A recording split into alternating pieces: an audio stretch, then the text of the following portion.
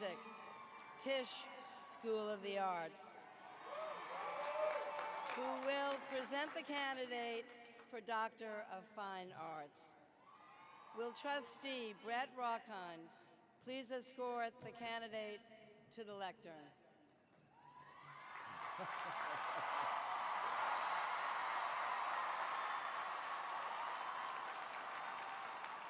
Taylor Swift,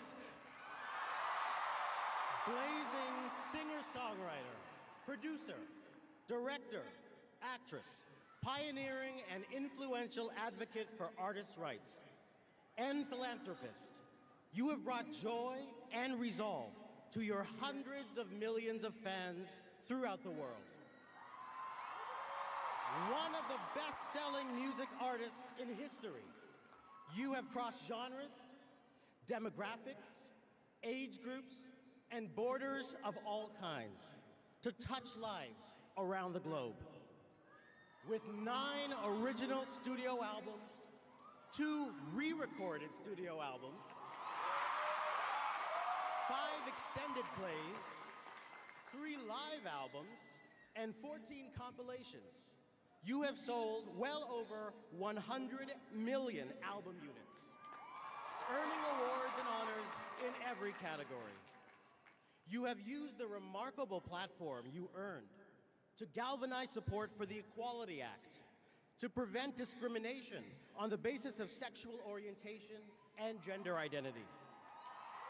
And you have spoken out, and you have supported initiatives to protect women and girls from harassment and sexual assault. You have donated significantly to victims of floods and tornadoes, for cancer research, literacy programs for children, and public education. You have fearlessly challenged the exploitation of music artists and successfully championed their right to be compensated for their work.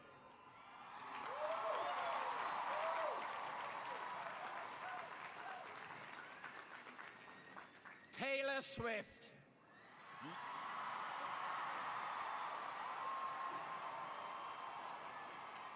You are a role model across the world for your unprecedented talent and accomplishment, your fierce advocacy for protection of those facing discrimination, and your commitment to speaking out forcefully, eloquently, and effectively on behalf of all artists.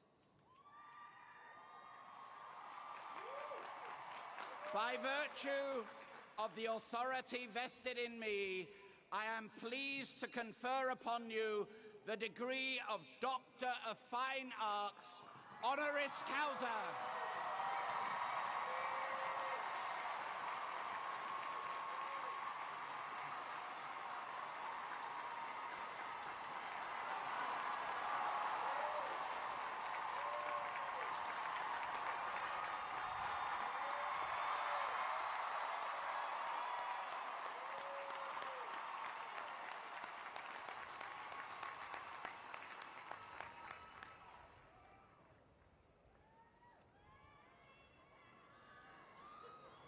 I am now pleased to introduce Taylor Swift, who will respond on behalf of the honorary degree recipients.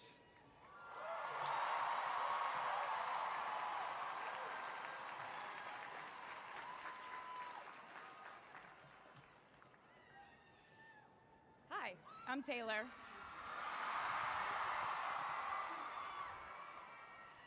Last time I was in a stadium this size, I was dancing in heels and wearing a glittery leotard. This outfit is much more comfortable.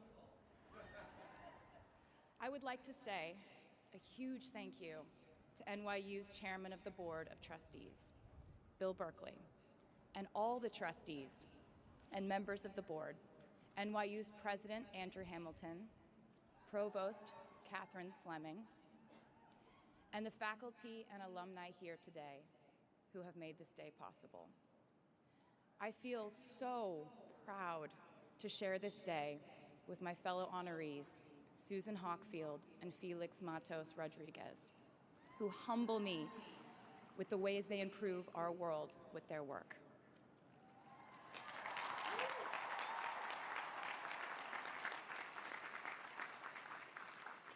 As for me, I'm 90% sure the main reason I'm here is because I have a song called 22.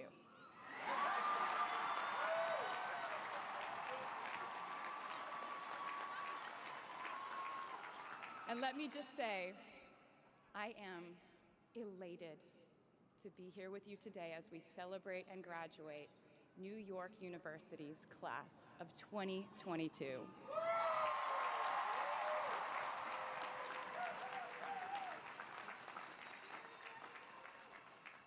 Not a single one of us here today has done it alone. We are each a patchwork quilt of those who have loved us, those who have believed in our futures, those who showed us empathy and kindness, or told us the truth even when it wasn't easy to hear. Those who told us we could do it when there was absolutely no proof of that. Someone read stories to you and taught you to dream and offered up some moral code of right and wrong for you to try and live by. Someone tried their best to explain every concept in this insanely complex world to the child that was you as you asked a bazillion questions like, how does the moon work? And why can we eat salad but not grass? And maybe they didn't do it perfectly. No one ever can. Maybe they aren't with us anymore. In that case, I hope you'll remember them today. If they are in this stadium, I hope you'll find your own way to express your gratitude for all the steps and missteps that have led us to this common destination.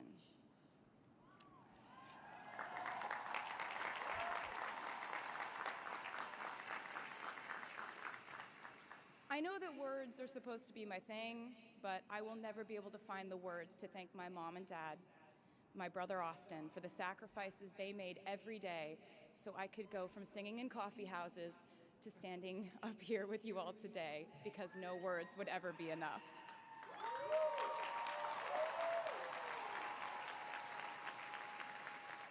To all the incredible parents, family members, mentors, teachers, allies, friends, and loved ones here today who have supported these students in their pursuit of educational enrichment, let me say to you now, welcome to New York. It's been waiting for you.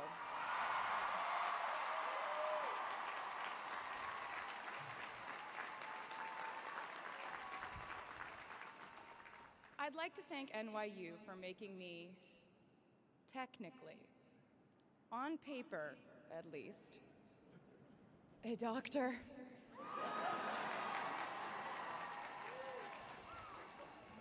Not the type of doctor you would want around in case of an emergency.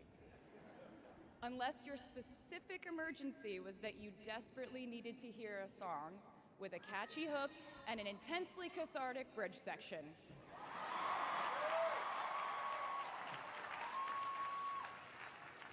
Or if your emergency was that you needed a person who can name over 50 breeds of cats in 1 minute. I never got to have a normal college experience, per se. I went to public high school until 10th grade, and then finished my education doing homeschool work on the floors of airport terminals. Then I went out on the road for radio tour, which sounds incredibly glamorous, but in reality, it consisted of a rental car, motels, and my mom and I pretending to have loud mother-daughter fights with each other during boarding so no one would want the empty seat between us on Southwest.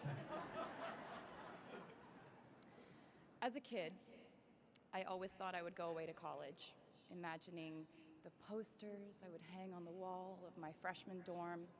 I even set the ending of my music video from my song Love Story at my fantasy imaginary college, where I meet a male model reading a book on the grass And with one single glance, we realized we had been in love in our past lives. Which is exactly what you guys all experienced at some point in the last 4 years, right?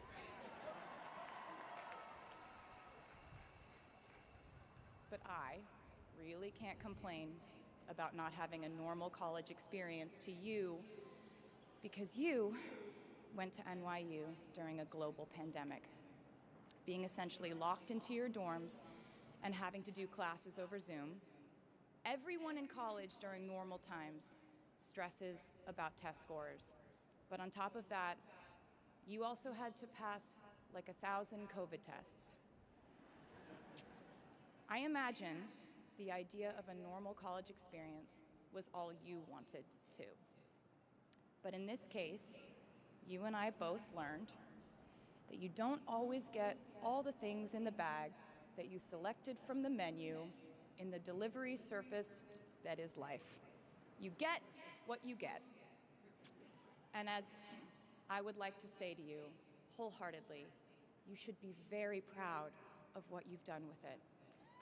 Today, you leave New York University and then go out into the world searching what's next. And so will I.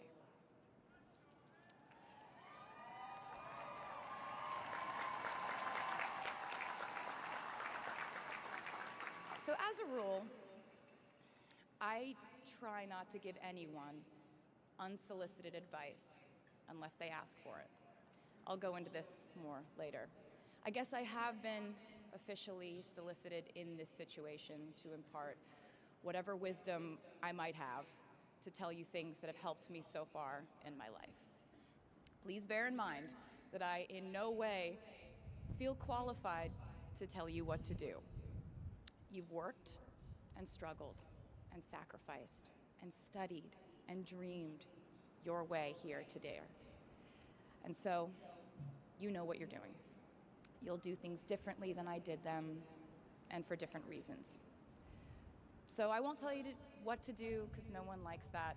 I will, however, give you some life hacks I wish I knew when I was starting out my dreams of a career and navigating life, love, pressure, choices, shame, hope, and friendship. The first of which is, life can be heavy, especially if you try to carry it all at once. Part of growing up and moving into new chapters of your life is about catch and release. What I mean by that is knowing what things to keep and what things to release. You can't carry all things, all grudges, all updates on your ex, all enviable promotions your school bully got at the hedge fund his uncle started. Decide what is yours to hold and let the rest go. Oftentimes, the good things in your life are lighter anyway, so there's more room for them. One toxic relationship can outweigh so many wonderful, simple joys. You get to pick what your life has time and room for. Be discerning. Secondly, learn to live alongside cringe. No matter how hard you try to avoid being cringe, you will look back on your life and cringe retrospectively.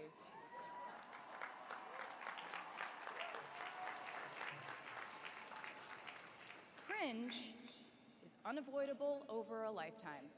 Even the term cringe might someday be deemed cringe. I promise you, you're probably doing or wearing something right now that you will look back on later and find revolting and hilarious. You can't avoid it, so don't try to. For example, I had a phase where, for the entirety of 2012, I dressed like a 1950s housewife. But you know what? I was having fun. Trends and phases are fun. Looking back and laughing is fun. And while we're talking about things that make us squirm but really shouldn't.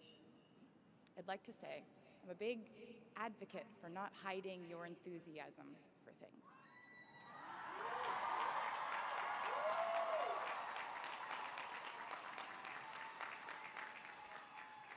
It seems to me that there is a false stigma around eagerness in our culture of unbothered ambivalence. This outlook perpetuates the idea that it's not cool to want it, that people who don't try are fundamentally more chic than people who do. And I wouldn't know because I've been a lot of things, but I've never been an expert on chic, but I'm the one who's up here, so you have to listen to me when I say this. Never be ashamed of trying. Effortlessness is a myth. The people who wanted it the least were the ones I wanted to date and be friends with in high school. The people who want it the most are the people I now hire to work for my company.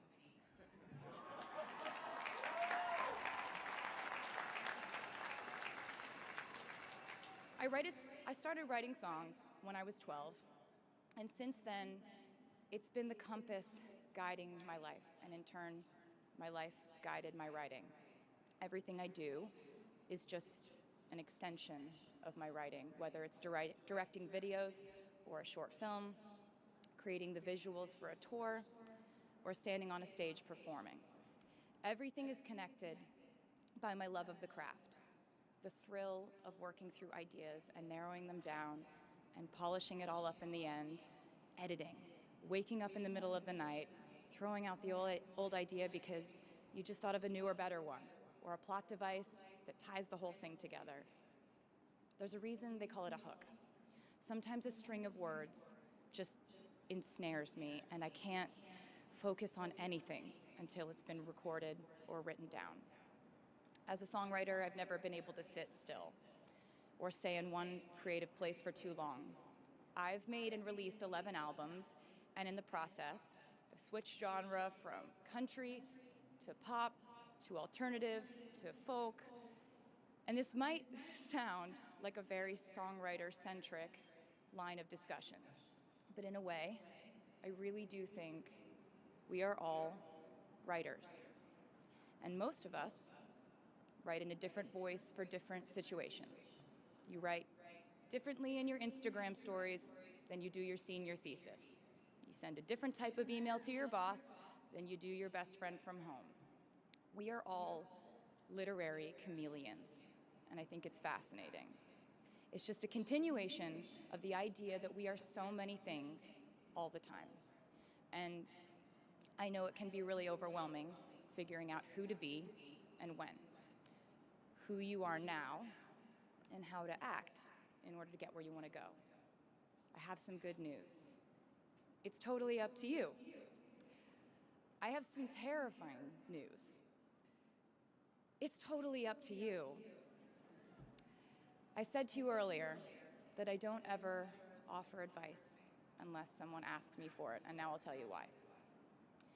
As a person who started my very public career at the age of 15, it came with a price. And that price was years of unsolicited advice.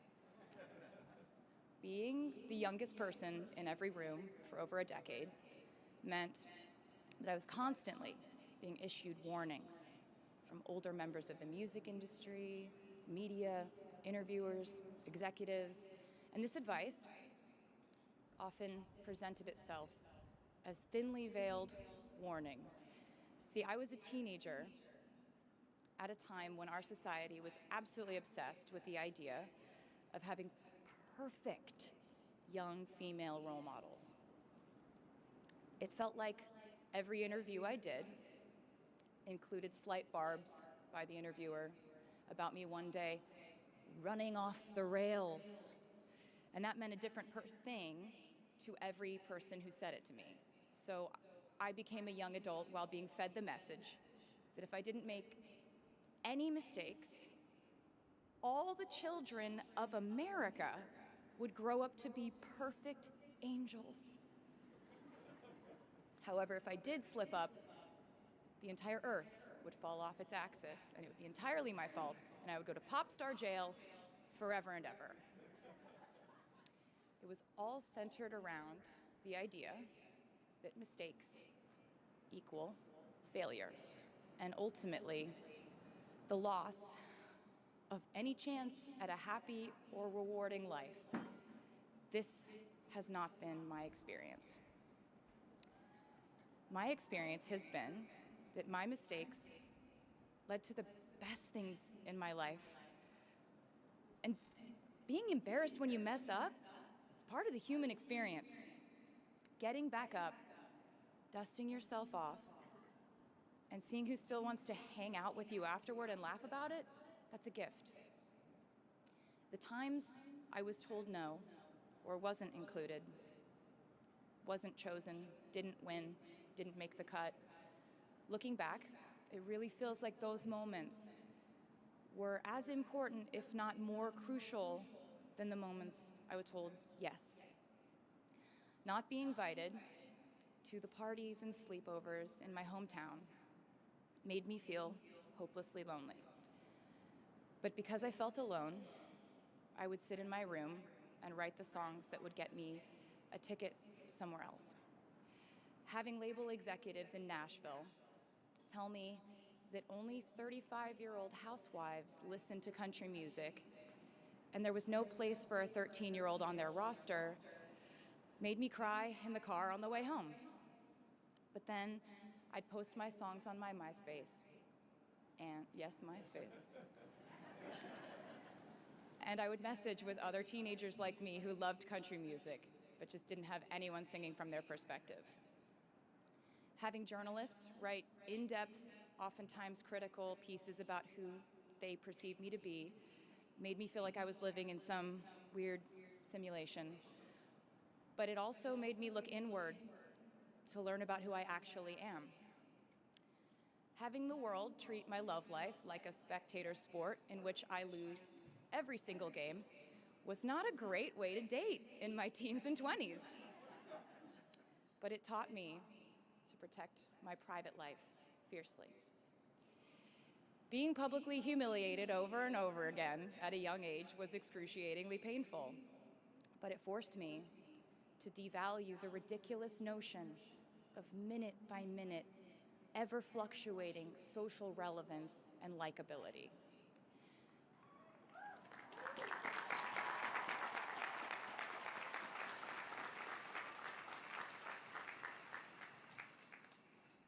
Getting canceled on the internet and nearly losing my career gave me an excellent knowledge of all the types of wine.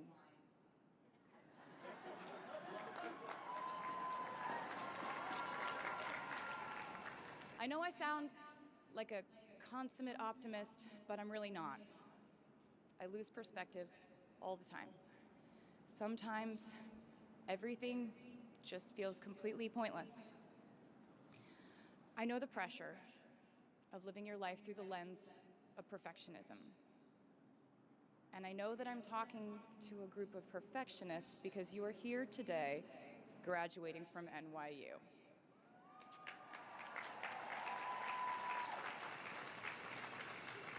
So this might be hard for you to hear.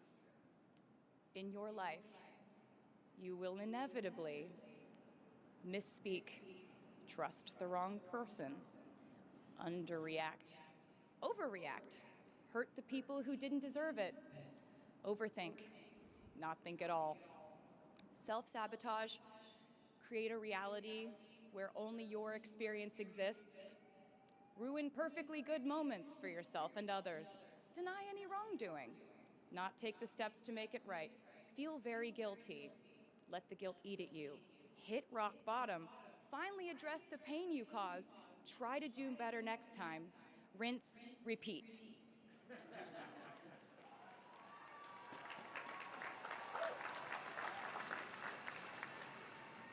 And I'm not gonna lie, these mistakes will cause you to lose things. I'm trying to tell you that losing things doesn't just mean losing. A lot of the time, when we lose things, we gain things too. Now you leave the structure and framework of school and chart your own path. Every choice you make leads to the next choice, which leads to the next, and I know it's hard to know which path to take. There will be times in life where you need to stand up for yourself, times when the right thing is actually to back down and apologize, times when the right thing is to fight, times when the right thing is to turn and run, times to hold on with all you have, and times to let go with grace. Sometimes the right thing to do is to throw out the old schools of thought in the name of progress and reform. Sometimes the right thing to do is to sit and listen to the wisdom of those who have come before us. How will you know what the right choice is in these crucial moments? You won't. How do I give advice to this many people about their life choices? I won't. The scary news is you're on your own now. But the cool news is you're on your own now.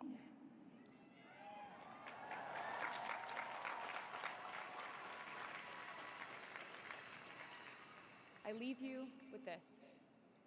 We are led by our gut instincts, our intuition, our desires and fears, our scars and our dreams. And you will screw it up sometimes. So will I. And when I do, you will most likely read about it on the internet. Anyway, hard things will happen to us. We will recover. We will learn from it. We will grow more resilient because of it. And as long as we are fortunate enough to be breathing, we will breathe in, breathe through, breathe deep, and breathe out. And I am a doctor now, so I know how breathing works. I hope you know how proud I am to share this day with you. We're doing this together, so let's just keep dancing like we're the class of 22.